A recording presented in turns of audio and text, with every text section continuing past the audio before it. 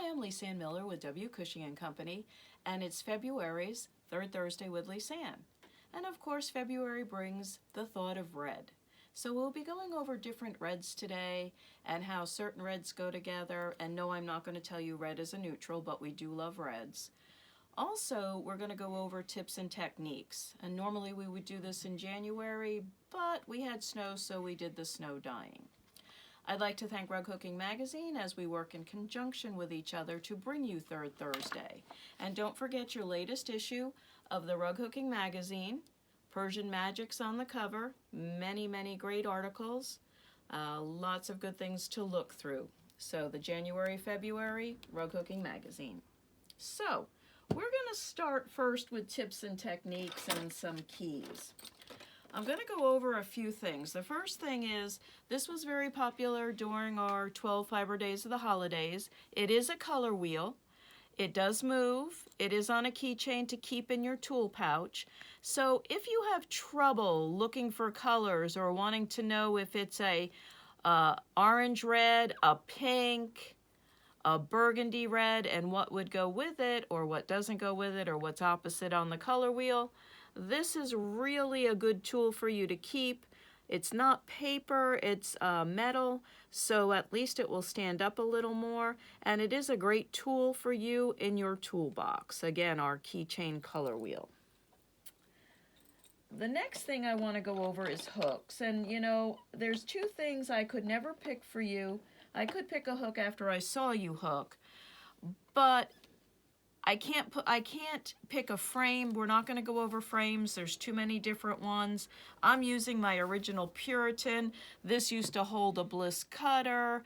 Okay, so this is an old one. I do like a Puritan. I do not move my frame. So you've got to pick what's comfortable. The only thing I'm going to say about a tip for a frame, make sure it's adjustable if it's not a lap frame so that it can adjust to the height of any chair. So there we are. Hooks. Hooks are up to you. There's a bajillion, trillion different hooks, but you have to know what you would like. An ergo is if you hold it like this. Now this is a 4mm ergo for smaller cuts, but it doesn't mean you can't pull a 6 on it as well. This is a 5mm ball. How this is supposed to be used is like this, in the ball, in the palm of your hand. People like to use this if they have trouble gripping, or if you're having tendon problems or issues because it takes the pressure off, and you would hook this way with it. We have our pencil hooks. The issue with pencil hooks is just like a pencil, when you hold a pencil, you will get that little knob too tight. There are pencil grips that you can buy to make it less hard on your hands. This is an 8 pencil, and all of the Hartmans, when you're going to buy a hook, a graduated hook really works well, because you can use this for a 6, an 8, 8.5, 9, hand-torn, or proddy. So you get a lot of use out of this one. And if you're a beginner, it punches a big hole, okay? And that you will most likely be able to bring the wool in and out of this. This is called a thimble, because in the old hooks it really was a thimble here. The thimble is very important, especially if you're having trouble twisting your loops, if you're having trouble with bumps on the back. Make sure you use your entire hook and go to the thimble. You have then punched the biggest hole, and you have the least amount of trouble twisting or turning. Then there's the bent hooks. The bent hooks are ergo, but it is a different motion. It's a fleck like this. This is to take pressure off here to your elbow, and it allows you to go in and out. Again, you have to go to the thimble. Don't cheat. If you cheat, you can catch your linen on it. It is a different way to hook, but if you are having hand problems, a bent hook will help you. And they come in various sizes, but again, all the way to the thimble. And this is a shorty bent. The shorty bent really works nicely if you want to get used to it, or you don't put, or you're looking in smaller cuts. Again, it is graduated, but it's not as long. If you've been hooking a while and just need to change out, this works really, really well. So that's just a small sampling of hooks and how they can be used. So with a shorty, the shorty works, and you just keep pulling it up. You'll go down and then you'll pull up. You'll slide down and pull up. And this is just a practice linen that we had. It happens to be our single paisley, but we're using it for practice. So I get questions all the time from rug hookers who have been hooking a while, and they want to know how many holes in between each loop. Well, you don't count. That's for cross stitch or needlepoint, which is perfect, but not for rug hooking. Why is it not perfect for rug hooking? Because we can hook with different widths, different weights, all sorts of different things, and then the space in between changes. So here's a textured wool a little bit thicker. Here's a dyed wool that's a little bit thinner, different cut. The spacing in between is going to be different. So how do we solve this problem no matter what we're hooking with?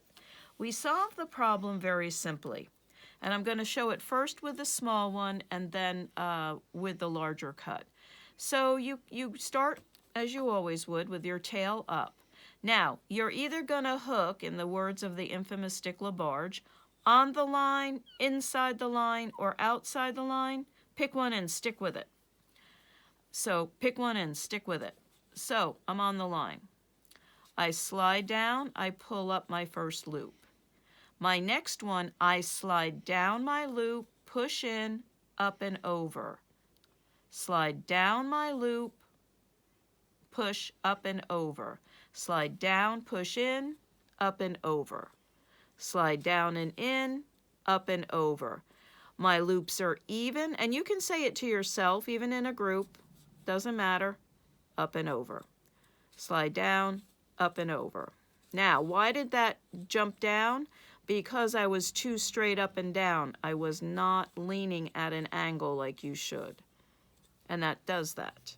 Now, with the darker and the thicker one that I'm going to put in over here so you can see, I'm going to start with my tail up. Then I'm going to slide down, pull up. I'm going to slide down my loop. I'm going to pull it up and over. I'm sliding down my loop. I'm pulling up and over. Down my loop, up and over. Now, the space that's in between this thickness is completely different than what's in this difference. So by following this simple formula, this simple recipe, no matter what you're hooking with, your spacing will be even because you're sliding down your loop, you're pulling up and over, so your height is even.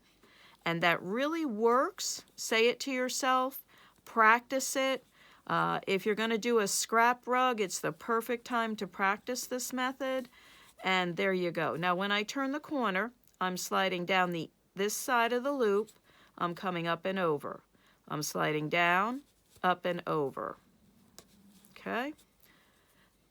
Now, two things. The next question people always ask. See, nice, neat, even, evenly spaced. Do you work towards you? Do you work away from you? I personally work towards me. You saw me as I started to go away. I started not to see the distance. I am nearsighted. I do not see well far. So when I start to work away from me, I don't see it as clearly. However, when it's coming towards me, I see it perfectly and hook much quicker. So take into consideration your vision. It has nothing to do with your hooking ability. It has to do with your vision. If you nearsighted, you work towards you. If you're farsighted, you work away from you. It's as simple as that. So suppose your loops aren't even, you're still practicing, you're working on a rug and you're just working away and some of your loops are uneven. This is where the burling iron comes in.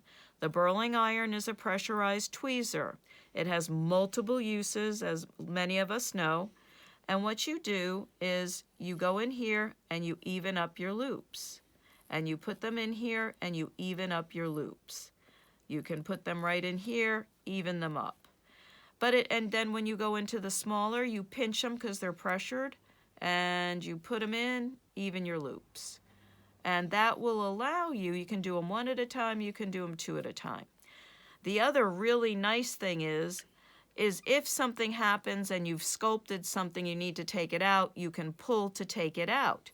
You don't have to, and you can also go on the back of your rug. If you're going to rip out and you need to reverse hook, this helps you reverse hook. So you can come into here, you can pull this up, and it will pull out, and you can pull out what you just hooked in one simple pull without shredding the wool, without hurting the linen. So the burling iron works very, very well for those two things. They're a simple tool to keep in your toolbox, and they really do work to even if you need to even at the end, and also to reverse hook without damaging the wool and without damaging the linen. I want to go over points. I had some questions that came into me on points, so I do want to go over points. Points are very simple. You only need to do them on the outside. I know there's various methods, but I have found this very easy to do and easy to remember. So you're going to hook, and I'm sliding down. I'm not telling myself because this is how I hook. But you would slide down, pull up and over, slide down, pull up and over. Now I'm right to the point where I would turn, but I want this to be a really sharp point. So I extend it by 1, and I pull it up twice as high. See that? Twice as high. And now I'm going to slide down here and pull over. Slide and pull, slide, pull over, slide down, pull over. Okay, so now I'm going to take a pair of small flat bottom scissors. These are great scissors. They work well, they travel well if you travel for hooking, and they go right here like this. You put it even, you put the flat even with your hooking. You snip, and you have a perfect point. Now, you don't need to do it except on the outside, and then you just fill in. But there is your perfect point. These scissors work well. They're nice, easy to travel scissors. These are bigger flat bottom scissors. They're nice as well. These you really can't take on a plane, I don't believe. These you can, but they work really well too. And especially if you do a lot of the snipping and everything, these are easier on your hands, but these are good travel scissors, really good travel scissors. And then if you have your magnet or your scissor sitter, wants to really grab onto them now, your scissor sitter sits on your frame. There's a magnet, and a magnet goes below and above, and then you can just clip your scissors and keep them, okay? What are these? These are pelican jaw scissors. Pelican jaw scissors, they work in the sculpting. And we are going to sculpt a little something just to go over it. Not Waldoboro, but sculpt. Sculpt adds dimension. It adds a different look. You can hook in a color, then sculpt it. They look different. So let's show a little bit of sculpting here. Now, sculpting is a lot of fun. It takes a little bit of time. That's okay. So if you want to sculpt, what I'm going to do is I'm going to come right here and sculpt next to the other one. So my tail is up, and I'm going to just put in very closely. I'm not worried about where I'm sliding, and I'm pulling them high. Now, the height of your noodle would normally be what the width is. The height of your noodle normally would be what the width is. What does that mean? I'll show you in a minute. But here we are, we've got this kind of high. I am leaving little bits of spaces. If there was not a thread left in between, that would be Waldoboro. I'm just doing this a little willy-nilly. I'm not starting low and going high. I'm just hooking them all in the same height. If you wanted to, you could, but I just want this to simply open up and be a pretty center to a flower. I don't need it to look like the breast of a red robin. If I was going to do that, then I would Waldeboro. So I have this in. It could probably be a tad tighter, but for our demo, this will work. And I'm going to go in here and in here and in here, and I'm just going to keep going around real close. And it almost looks like a button at this point, and that's a good thing because it's up from the linen. You don't want it, when you get ready to sculpt it, you don't want to clip your linen. So there it is. It's pretty tight. Notice I went like this. I want to make sure it's pretty tight. It's pretty tight this way. My packers in the group will absolutely love this. You can pack to your heart's content. Now we're going to cut it. How am I going to start this? I'm going to start on the outside and I'm going to cut. I'm going to cut at an angle because I want this lower than the center. Okay? I like it lower than the center. The duckbill actually helps you not cut too much. Yes, you can cut too much. No, this is not like your hair. It does not grow back magically if you cut too much. So then you just have to redo it. Now I've got my next level, which I'm going to take to here like this. And I'm going to cut that almost flat to the top, but not really. Now I got my top, I'm going to flatten it. Notice I didn't open up my loops. I'm just cutting them right now because I want the shape. I'll come back if I've missed any loops and I'll cut the loops, but I really just want that shape right now. I want that pillow shape. And I did miss one loop, so I'll cut it and then I will cut it again. And one more time at an angle. So there we are. We've opened it up. We've done a pillow. It looks like a pillow. Then we could hook our little leaves around it. Here's a round one. Do the same thing. This happened to be a dyed wool. You can do it with textured wool. You can even do it with yarns. Not velvet yarns, but regular wool yarns you can also sculpt with. So this is a sculpting. It works really well. It looks great when you go to hook. Now, I'm going to hook a circle. That was my other question that came into me about hooking a circle. So, when you want to hook a circle, we start on the outside and go in. Okay, so I'm going to do this circle here. I'm going to go outside my line, but I'm going to start on the outside and work my way in. Why am I doing that? I am doing that so I do not exceed my line or I don't overshoot my line. Once I set my perimeter, which I'm doing, there's my perimeter. There's my circle perimeter. I know I can't go any more than around that. So now I'm going to come in here and I'm going to fill it in.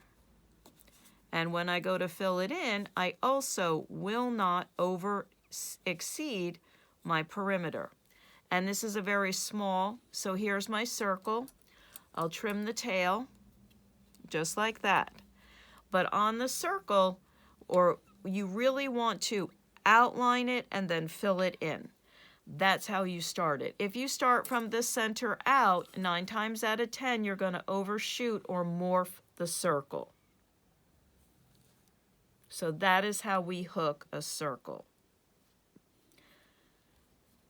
Now, when you want to fill in, and this was another question that came to us. So, when you want to fill in, and you want to fill in, but you want to use a different size cut. Remember what I said. Your height of your noodle is how high you should hook. This is the width of my noodle.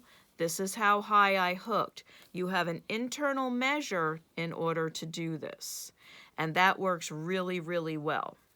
But now I want to bring in a smaller cut. I've decided I want to fill it in with a smaller cut. So what I'm going to do, I have two options. I do have to notice, and I'm not going to change my hook even though I'm going to a smaller cut. So here I go. Here we go. I can hook it the same height. And if I hook it the same height, there's no problem. Yes, this is a smaller cut. This is a 4, but you can hook it the same height as the 8. And it looks fine. But suppose I want it to look as if it's a little bit lower, or just like you're looking into something. Then I'm going to create a little bit of a dimension. Height of hooking is one of the tools in our toolbox. It's very important. It does go along with size of cut. But I'm going to hook it just a tad lower. And when I hook it a tad lower, I've created a dimension. I've created another depth.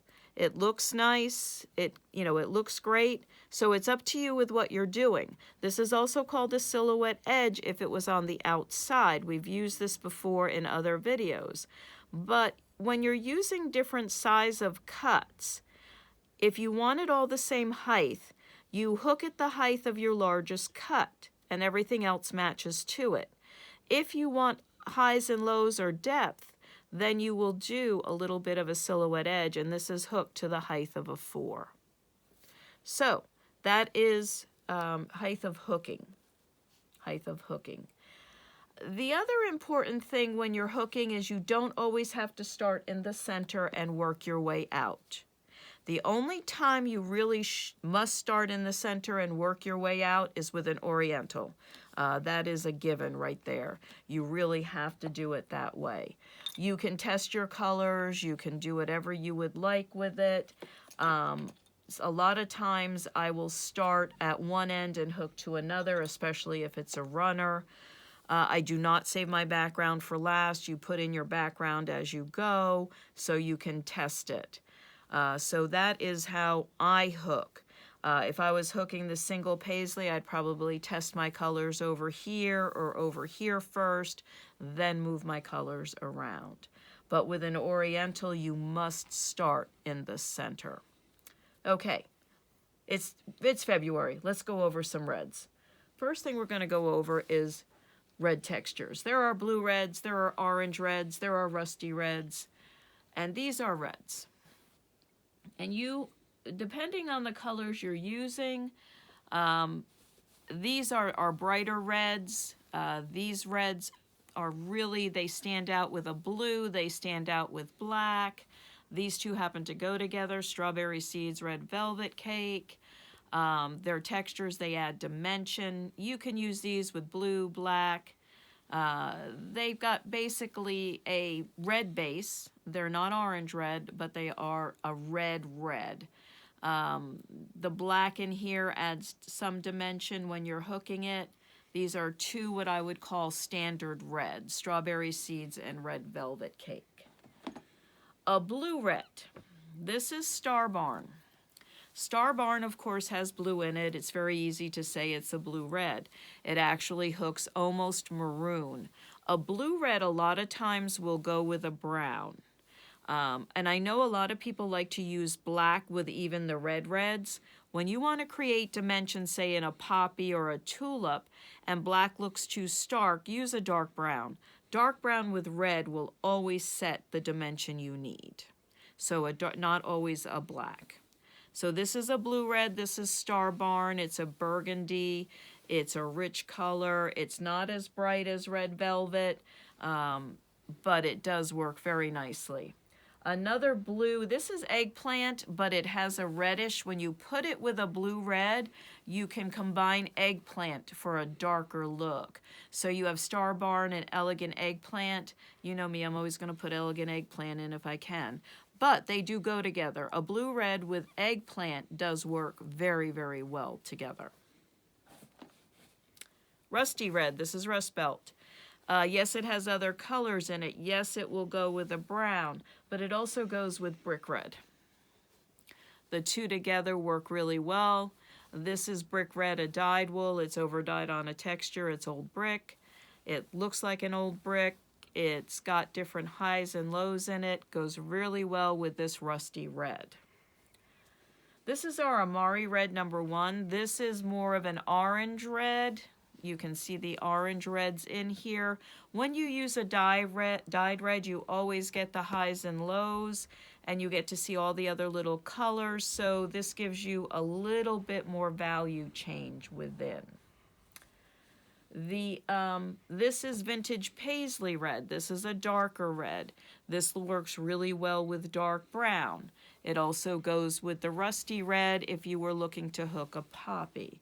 So this is vintage paisley red. It has that look to it. It is not as orangey as Amari red. Now, this was over dyed on a texture. It is a burgundy red, but it is still a red. And if I were to put this is a great accent, a great delineator. It works really well together. It works with the rust, but it really works with Star Barn very well, as you can see, as an accent color. So this is where the dyed wool ramps up the textures and vice versa, and these two actually go together. These are Jacob's, no, this is still the Amari. These are the Amaris. The Amaris always have the high and low Amari reds, and this is Amari red number 2, just a little deeper. So we have the Amari reds. Amari reds will always give you the look when hooked like an oriental red carpet.